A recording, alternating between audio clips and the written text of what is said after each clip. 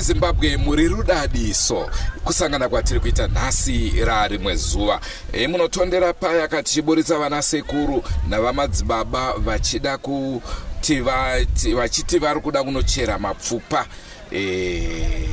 paya ndo zvatakapedzisira kuita. Nhasi tadzoka kakuti tichiona kuti nhau iyoyi iri kuendera mberi here kuchirwa mapfupa kana kuti kwete. Naizvozvoka vana venyakupomerwa vakati hapana chiri kuzoitwa kuna mama vedu kana kuendeswa kumaprofita kana kun'anga isu tisipo tangai matidana nhasi varipo. Naizvozvo toda kuona kuti nhau yacho ichafamba sei. Rangu zita ndinonzi Andrew Neshamba. Senguva dzese muri yeZimbabwe tinokurudzirai kusubscribe kuDrumas Media. Drumas Media taking you to another level. Imimi sevana vamama vari kupomerwa ndezvipi zvamuda kutaura pamusoro penhau iyi? Tingati pamusangano wamaita nhasi ndezvipi zvamabvumirana? Chekutanga ndechekuti zvatinoziva isisu sevana vanyamuno zviri kutaurwa nemhepo iri kutaura madhitsi airi kupa kuti 1985 ndogore rapondwa anzi ari mushandi sekunzwisa kwandakaita zvese zvakataurwa nemhepo nemadhitsi aya yakataura zvinhu zvekunyepa. So nhau ingoripo ndeyekudai so maitikiro akaita nhau iyi vanhu vachizoenda vachizononzi vakanochera pakanongedzwa nemhepo yacho neanzi chinonongedza kuti apa ndo pane mapfupa apa zvireva kuti mapfupa akacherwa akashayikwa.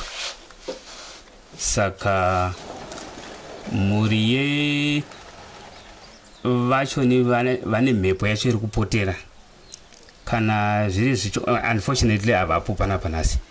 Ndo vanhu vatingadai tataura navo taidza kunzwanana kuti munhu wavo uyu angari mwana hanzi anga ne 14 years sekutaurwa kwazvakamboitwa pane mamavideos ndandisipo pamafirst episode yenyaya iyi. So issue ingoripo ndeyekuti taida kuti tingobvunzawo hama dzemwana wacho neyekuti mwana wenyu akauya kuzotorwa nani pamba paigara, because handifunge kuti mwana ane 14 years anongofamba kana kungopumuka achinzi ari kuenda kunotsvaga basa. Then imimi sevanhu vakuru mongonzi matora mwana mongomutora ane 14 years motomuita mushandi and you don't even bother kutsvaga kumusha kwake kuti anogara kupi abva kunani. Zvadaro 1985 iri kutaurwa nezvemhepo iyoyo. Ichi ichokwadi kuti mai vedu vanga vasipo pambapa. Pambapa paigara sekuru vanova hanzvadzi yamai vedu. Vaine mudzimai wavo namukoma wandandinavo panapa handitika vabuda panze. Mukoma ava ndo vangu vari mukuru, kwaitera mumwe mukoma. Vakomana vanga vari vatatu. Vakomana ava ndo vaifudza mombe pamushava around that time. Vachifudza mombe kudaro vaenda kuchikoro. Monday to Friday vachienda kuchikoro.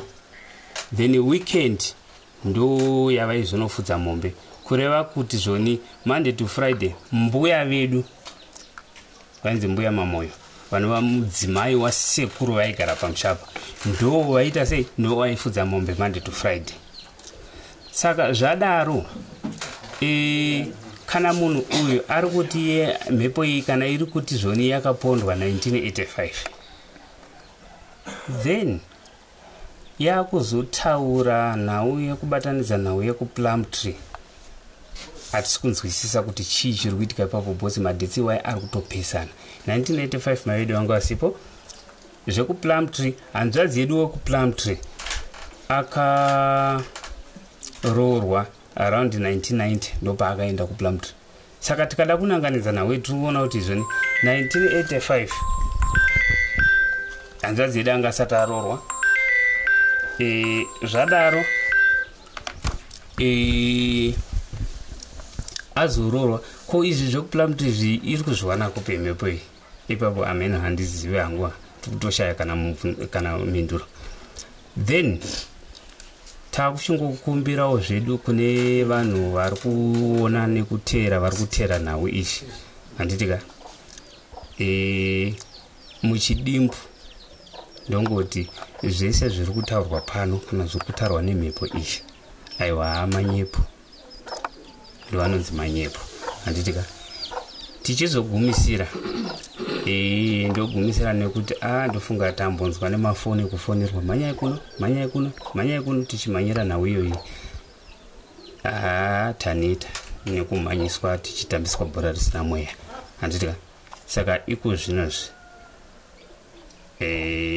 ndinongoti nhau iyi taivhara for now taivhara hatichada kunzwa futi tichifonerwa handiti sekutaura kwandamboita pai kuti dare racho ranga risina kutokwana. Hama dzemunhu ari kurwara dziripo asi hama dzeuyoyoyo dzemhepo yacho hadzipo panapa. Saka unobva watoshaya kuti saka nhau yacho tinoitaura sei. Ndinofunga kuti ndo mashoko angu ekungopedzera iwa. Okay, pandanga chida kunzwisisa manje ko ari kubatwa nemhepo zvoitwa sei? Sekutaura kwandamboita kumashure uko kuti uyo ari kubatwa nemhepo uyu handitika ndofunga hama dzake dziripo pano.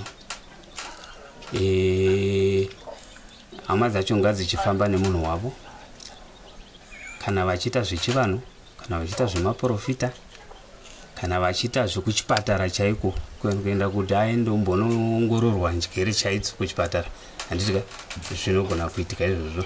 Ivo ndo vari kuchifamba nehama dzavo nehama yavo aisiso hatimo yedu munhau iyoyo. Ngavafambe nemunhu wavo kana vakanoita chivanhu ngavaite chivanhu kana kumaprofita ngavaenda kumaprofita whatever zvavari kuona kuti ndo zvinogona kubatsira hama yavo kuti igone kunonoruka woita sekudaro.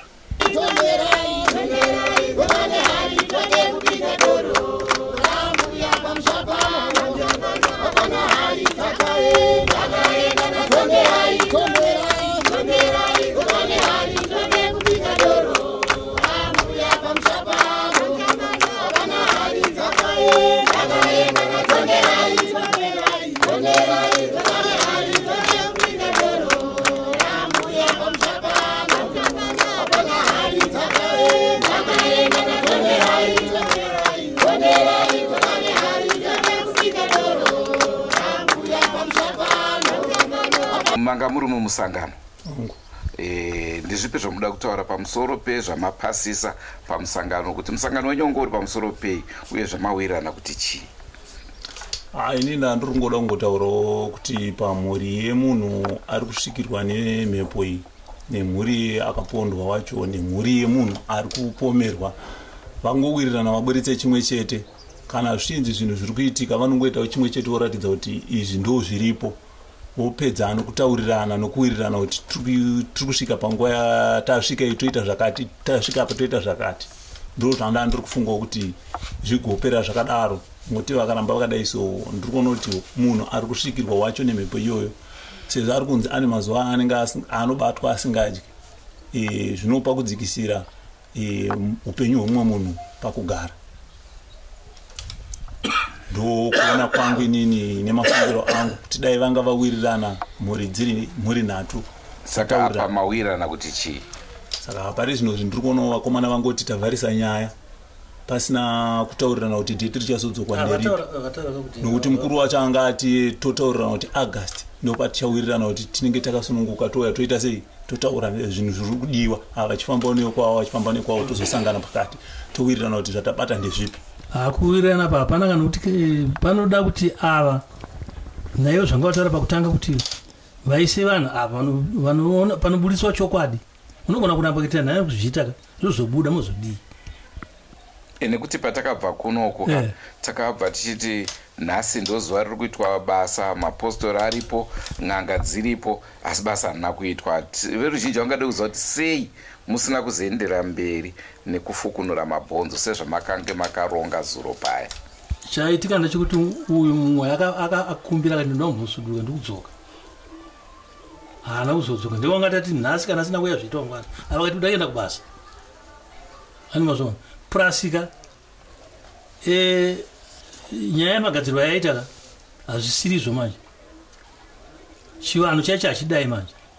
Chivanhu chinonzi imimi venyapa vachikweshana vanosvikirwa kana iri n'anga kana vari maprofiti vanogati ronda kopakazofukwa futi mangwana pozoonekwa kuti ubatwa nemhosva. Hatisi kuti vakazviita varutorwa chokwadi, asi kopakazodai manje mangwana hakuna kuudza munhu kuti hanzi ari kurwara uone pavatadza kutaura chete. Ngavaifambe ivo famba zvizaidi nekuti nyaya ipere. Saka tingati zvatadzisa zuva ranhasi ndezvekuti imwe n'anga haina kuuya, uyezve ava vemhuri vana ari kupomerwa vari kutaurawo kuti atsvagwa nani ndizvo ungu. Saka toti ndo zvamisa ko vanoti amaivo vava havapo, kwaiva amaivo vari peri, ivo vaya vasina vabereki vavo, handiti ivo vaya vari toka. Ava vava vari kuti amai vakasvikawo nozuro kuti imba yapazwa ndiri kudzoka. Tikati komadi ungorara vakati hatiri pabasa. Saka kwese ivo vari kupa mhosva yekuti amai munhu vanga vasipo, ko ivo amai vavo vanga varipo. Inini sasekirita ndandichinyora zvakaoma mhuri yeZimbabwe panyaya yatinayo. Taifungidzira kuti pakanga panzi mirirai vana vari kuuya kuti zvinhu zviitwe, taifunga kuti pamwe zvichatoita zvibva zvapera, asi vana vazosvikawo totoona kuti nyaya iri kunzi ndopa yaperera ipapo. Vana vapupura vakati zviri kutaurwa nemhepo manyepo, uye isusu hatichadzokeri nyaya yakafanana neiyi. Hatiri kana kunzwa kana chinhu chinonzi foni tichifonera kuti uyai kuno. Ngazviperere papi ipapo. Uye dare paranga richitsanangurwa, mai vari kupomerwa mhosva vanga vasipo padare, asi vana vavo ndo vanga varipo vachiita sekunge vanga vachidhifenda mai vavo. Vakati mhepo ngaiuye itaure, mhepo haikirengwe kunge chigayo, mhepo hainzi kana kuti ngatiikweshere itaure, mhepo inouya nenguva yayo. Ivo vakati hatikwanise kumirira izvozvo. Manyepo chero dai mhepo yauya vanga vachingoti manyepo nokuti havasi kugutsikana nazvo.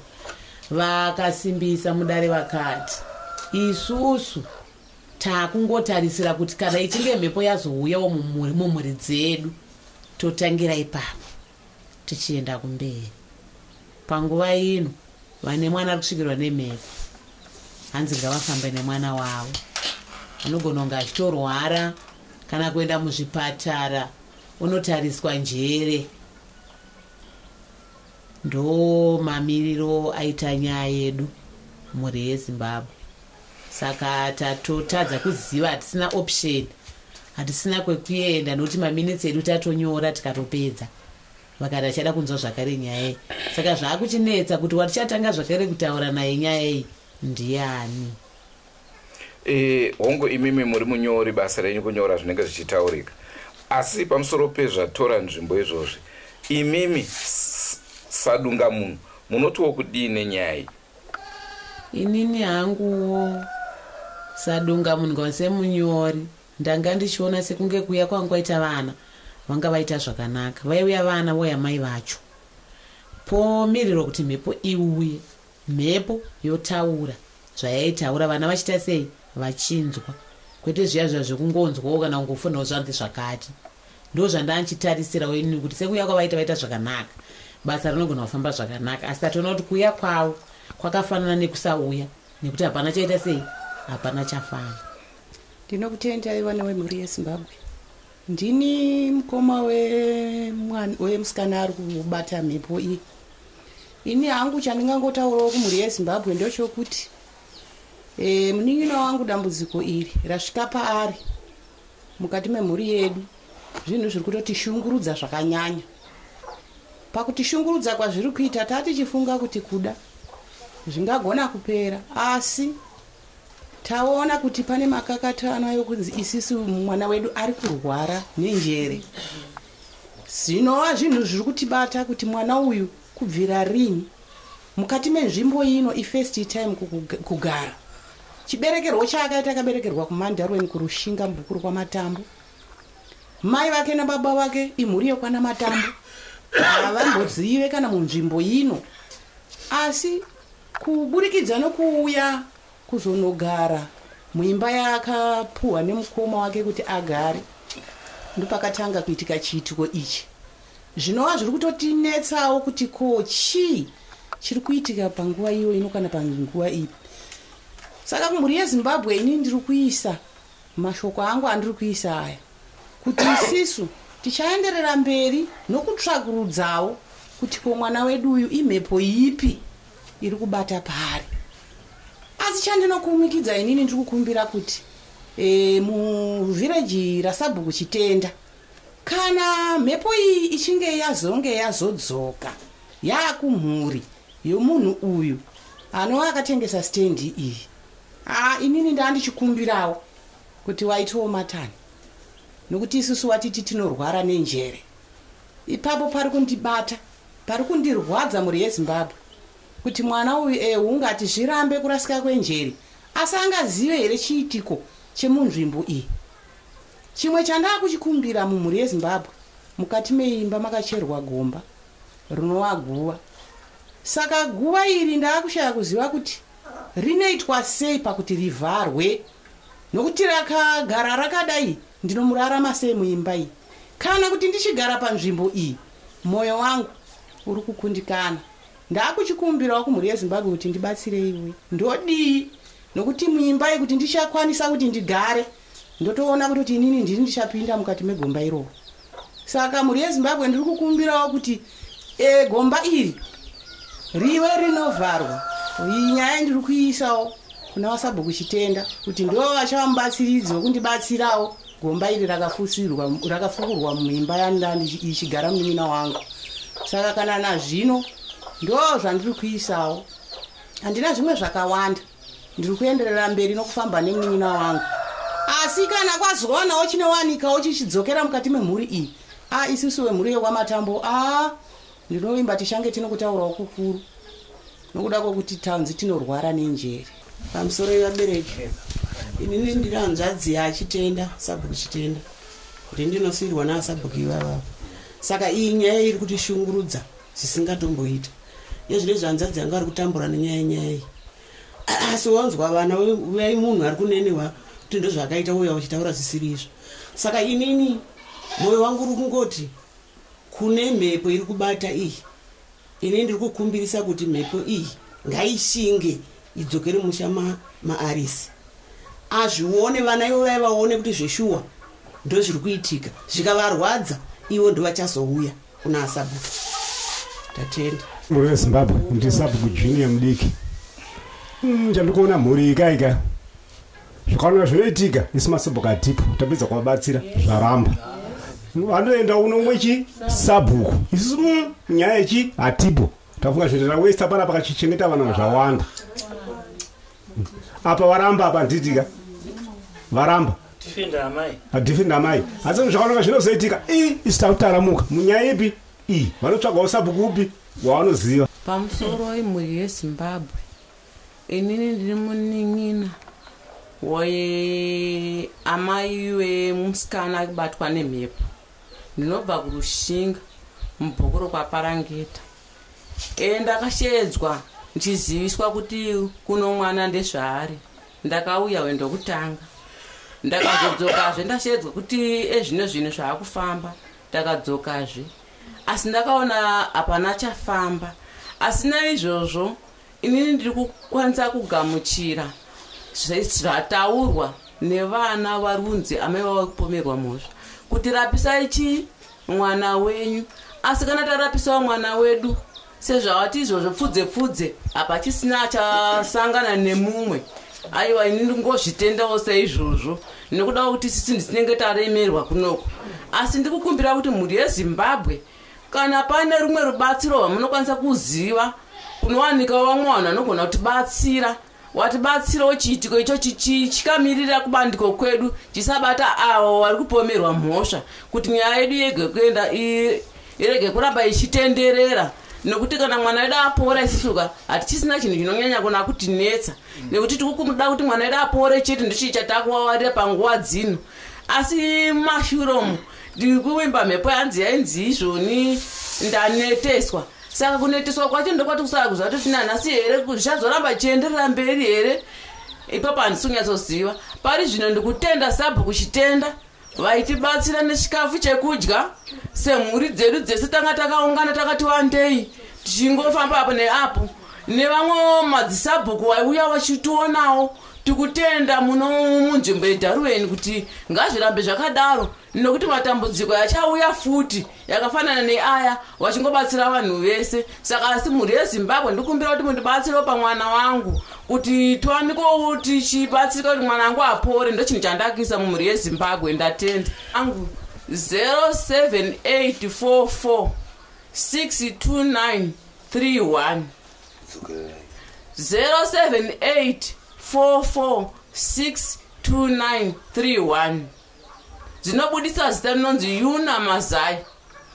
Ndiyo nhau yatakupai mhuri yeZimbabwe ndofunga manzwa mativi ese vana vataura kuti hatichadzoka zvakare nekuti takashedzwa kakawandisa tichiuya pasina chiri kubuda asi nhasi uno watauya n'anga dzenyu nemaprofita ndenyu makatsvaga mega hatina kuzviita collectively naizvozvo hatikwanise kuti vanhu ivava vange vachiita basa ava vane mwana ari kurwara rapisai mwana wenyu hazvina chekuita nesu madhetsa ari kutaura zvakare ari kutaurwa nemhepo inhema naizvozvo hatichisimo munyaya sabhuku vasirwa tingati vamwaiwa dasti kumeso hatisi kuti vamwaiwa aiwa asi kuti vasirwa chitsvambe kwavari kuti gadzirisai nhau iri kuitika mumusha menyu asi haina chekuita nesu isusu nekuti zviri kutaurwa nemhepo hatizvizivi naizvozvo hatina chemhepo chatiri kuzoteerera uyezve vambotaura kuti mhepo yacho ngaibate kaizvozvi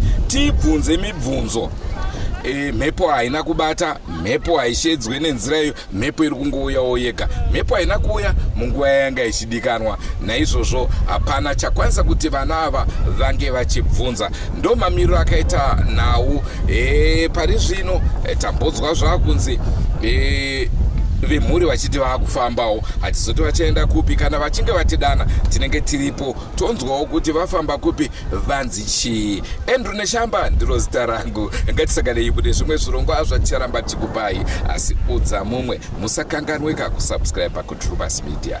Drumas Media taking you to the highest level.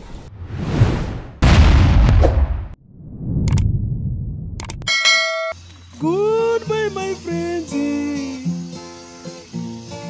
Goodbye my friends. Wakamboonana tichazoonana nerimwe zuva hama dzangu. Goodbye my friends.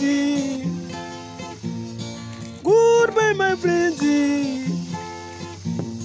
Wakamboonana tichazoonana nerimwe zuva hama dzangu. Ini ndokwenda kubasa kwangu. Iwe makiwe mkaranga.